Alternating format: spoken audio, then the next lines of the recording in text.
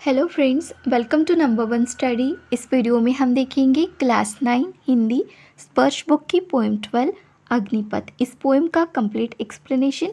So start करते हैं इसके कवि परिचय से। ये जो हमारी पोएम है अग्निपथ, इसे लिखा किसने है?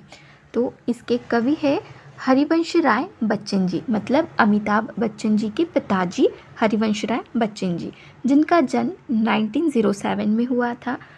सो अब देखते हैं वन बाय वन स्टैंजा और उसका कंप्लीट एक्सप्लेनेशन। तो फर्स्ट स्टैंजा है, आपको रीड कर लेते पहले। अग्निपथ अग्निपथ अग्निपथ, वृक्ष हो भले खड़े, हो घने हो बड़े, एक पत्र छाह भी, मांग मत मांग मत मांग मत, अग्निपथ अग्निपथ अग्निपथ।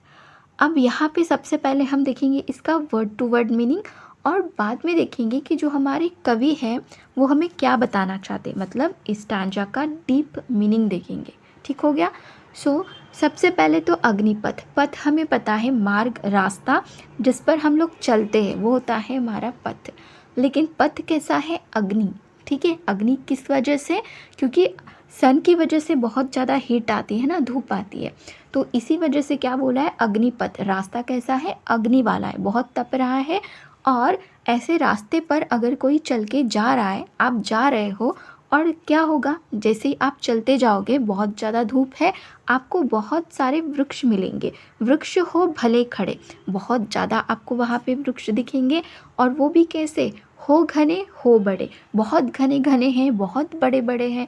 बट कवि हमें क्या बोलते हैं? एक पत्र छाह भी मांग मत। पत्र मतलब पत्ता, पेड़ों पर लगते ना पत्ते, और छाह मतलब छाया। तो एक पत्र छाह भी हमें उन पेड़ों से नहीं मांगना है, और अग्निपथ अग्निपथ अग्निपथ, और वैसे ही अग्निपथ पर चलते रहना है। ये तो हो गया इसका वर्ड टू वर्ड मीनिंग। अब देखते हैं कि कवि हमें इस स्टैंजा के थ्रू क्या बताना चाहते हैं।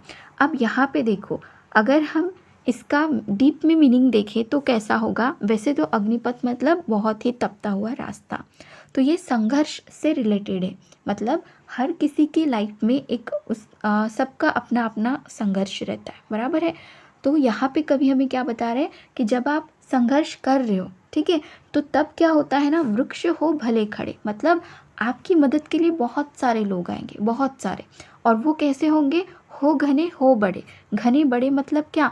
वो हर तरीके से सक्षम होंगे कि वो आपकी हेल्प कर ही सकते हैं। बट आपको क्या नहीं करना है?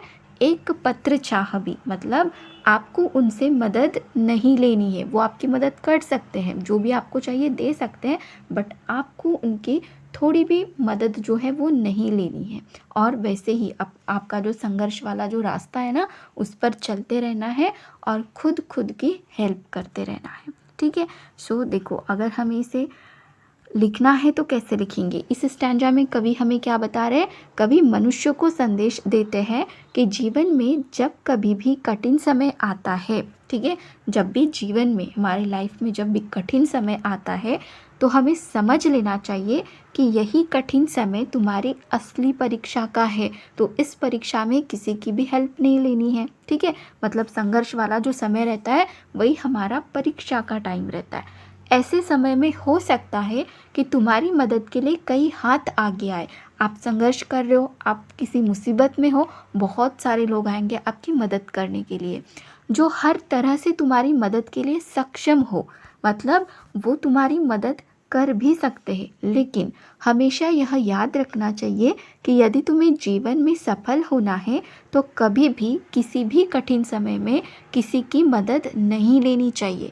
कवि हमें क्या बता रहे हैं कि अगर हमें जीवन में सफल होना है तो कभी भी किसी की भी मदद नहीं लेनी चाहिए। फॉर एग्ज़ाम्पल, आप साल भर आप पढ़ाई कर रहे हो नहीं कर रहे हो नहीं पता, लेकिन जब आपकी एग्ज़ाम रहती है तो उस टाइम अगर आपको कोई चीटिंग देता है, ठीक है, आपको बता रहा है आंसर, आप लिखकर उस समय तो पास हो जाओगे एग्ज़ाम में, लेकिन जब आपको आगे, आप लाइफ में आगे बढ़ोगे ना, तब आपको महसूस होगा कि आपने वो बहुत गलत काम किया था और इससे आपकी ग्रोथ नहीं होती। मतलब कहीं ना कहीं ये जो है, आप जो करते हो, किसी की मदद लेते हो, इससे कुछ ना कुछ इफ़ेक्ट होता है। तो किसी की मदद नहीं लेनी चाहिए, खुद ही खुद की मदद करनी है। स्वयं ही अपने रास्ते पर कड़ी मेहनत के साथ आगे बढ़ते रहना चाहिए। तो ये हमें फर्स्ट स्टैंजा में कवि बताते हैं। चलिए नेक्स्ट स्टैंजा पे आते हैं। तू न थकेगा कभी, तू न थमेगा कभी, तू न मुड़ेगा कभी, कर शपथ कर शपथ कर शपथ, अग्निपथ अग्निपथ अग्निपथ। अब देखो यहाँ पे थकेगा थमेगा इनकी मीनिंग्स तो पता है। थकेगा थकना, थमेगा मतलब रुकना, और मुड़ेगा मतलब पीछे मुड़कर देखना। ठीक है, तो यहाँ पे देखो फर्स्ट स्टैंजा में हमने क्या देखा, संघर्ष के बारे में। संघर्ष करने के लिए बोल रहे कभी हमें, मतलब हर किसी की लाइफ में होते हैं संघर्ष, और उन्हें खुद ही क्या करना है, खुद ही अपना जो संघर्ष है उसे करते जाना है। ठीक है, तो फिर करते करते तू न थकेगा कभी। तो जब हम अपना संघर्ष खुद ही क्या कर रहे, उस किसी भी प्रॉब्लम है उसको सॉल्व कर रहे, तो तब हमें थकना नहीं है, थमना भी नहीं है, मतलब रुकना भी नहीं है, और मुड़कर जाना भी नहीं है। ठीक है, जिस रास्ते पर अब हम निकल चुके संघर्ष है, बट उसे पार करके आगे जाना है, मुड़ना नहीं है। तो इसकी हमें क्या लेनी है, शपथ लेनी है कि हम अपना संघर्ष खुद लड़ेंगे। अग्निपथ अग्निपथ अग्निपथ। तो देखो इसमें क्या बताते कवि हमें, कवि मनुष्य को समझाते हुए कहते हैं कि जब जीवन सफल होने के लिए कठिन रास्ते पर चलने का फैसला कर लो। देखो जीवन सफल होने के लिए अगर हम फैसला करते कि कठिन रास्तों पर से भी हमें जाना है, तो मनुष्य को एक प्रतिज्ञा करनी चाहिए, शपथ लेनी चाहिए कि चाहे मंजिल तक पहुंचाने के रास्ते में कितनी भी मुश्किलें क्यों ना आए, मनुष्य को कभी भी मेहनत करने से थकना नहीं है। ठीक है, कभी भी रुकना नहीं है, और ना ही कभी पीछे मुड़कर देखना है। ठीक हो गया, चलो अब इसका लास्ट स्टैंजा देखते हैं। यह महान दृश्य है, चल रहा मनुष्य है, अश्रु श्वेत रक्त से लथपथ लथपथ लथपथ, अग्निपथ अग्निपथ अग्निपथ। अब क्या बता रहे कवि हमें कि ये जो भी मनुष्य कर रहा है संघर्ष, अपना जो है वो सॉल्व कर रहा है, तो ये कैसा दृश्य है, महान दृश्य है कि मनुष्य चल रहा है, संघर्ष हो रहा है बट वो चल रहा है। अश्रु, अश्रु मतलब आंसू होते, स्वेद मतलब पसीना, और रक्त से, खून से वो लथपथ है, लेकिन अपने अग्निपथ पर वो चलते जा रहा है। अब देखते हैं इसका मीनिंग, इसमें कवि हमें क्या बताना चाहते हैं।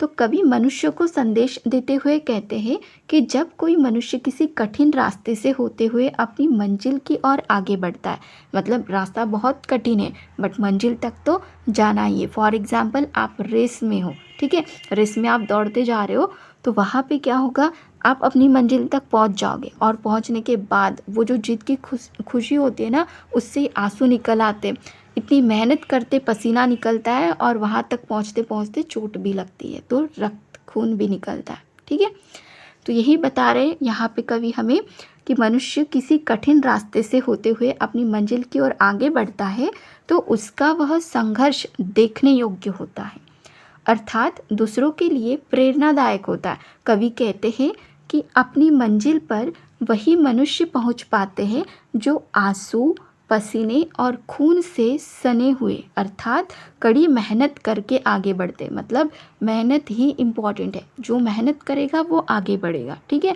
तो अपनी मंजिल पर कौन पहुंच पाते हैं, जो आंसू, पसीने और खून से सने हुए, अर्थात कड़ी मेहनत करके जो आगे बढ़ते हैं वही अपनी मंजिल तक पहुंच पाते हैं। तो यहाँ पे तीनों स्टैंजा का एक्सप्लेनेशन देख लिया। अब देखते हैं इस पोएम की समरी। तो इस कविता में कवि ने संघर्ष के बारे में बताया है। ठीक है, कवि ने संघर्ष से भरे जीवन को अग्निपथ कहते हुए मनुष्य को यह संदेश दिया है कि जीवन में जब कभी भी कठिन समय आता है, देखो संघर्ष से भरे जीवन को अग्निपथ कहा है उन्होंने। संघर्ष से भरा जीवन कैसा है, अग्निपथ जैसा ही है, मतलब बहुत तप रहा है रास्ता और वहाँ से हम चलते जा रहे हैं, बिल्कुल ऐसा ही होता है संघर्ष से भरा जीवन। तो ये कहते हुए मनुष्य को वो संदेश कौन सा देते हैं कि जीवन में जब कभी भी कठिन समय आता है तो यह समझ लेना चाहिए कि यही कठिन समय तुम्हारी असली परीक्षा का है। यदि मनुष्य को जीवन में सफल होना है तो कभी भी किसी भी कठिन समय में किसी की मदद नहीं लेनी चाहिए। मतलब ये जो आपका संघर्ष वाला जीवन है, इसमें अगर आपको सफल होना है तो याद रखना है कि आप किसी की भी मदद नहीं लोगे। मनुष्य को एक प्रतिज्ञा करनी चाहिए कि वो कि चाहे मंजिल तक पहुंचने के रास्ते में कितनी भी मुश्किलें क्यों ना आए, मनुष्य कभी भी मेहनत करने से थकेगा नहीं, कभी रुकेगा नहीं और ना ही कभी पीछे मुड़कर देखेगा। ये प्रतिज्ञा करनी चाहिए, थकना नहीं है, रुकना नहीं है और पीछे मुड़कर देखना भी नहीं है। जब कोई मनुष्य किसी कठिन रास्ते से होते हुए अपनी मंजिल की ओर आगे बढ़ता है तो उसका वह संघर्ष दूसरों के लिए प्रेरणादायक होता है ना।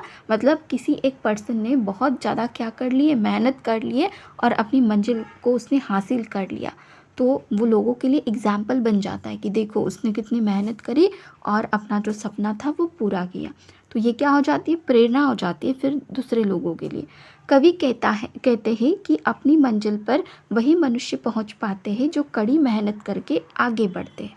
क्या बताते हैं कवि हमें कि अपनी